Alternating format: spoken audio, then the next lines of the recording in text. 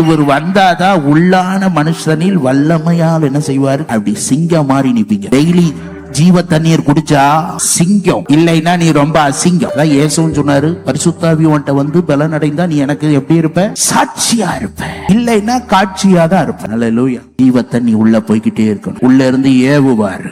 இந்த சிம்சோனுக்கு உள்ள இருந்து ஏவுனாராம். ஏவுனா நீ எங்க போயிருக்கணும், அவர் சித்தத்தை செய்ய போயிருக்கணும்.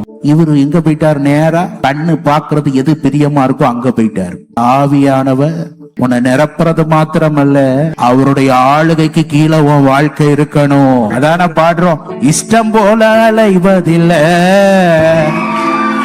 உங்க சித்தம் செய்து வாழ்பவன் நான். இஷ்டம் போல அலைவதில்லை, உங்க சித்தம் செய்து வாழ்பவன் நான். வல்லமையின் ஆவியானவர் என்னுள் வந்துவிட்ட காரணத்தில் கொல்லாத சாத்தானே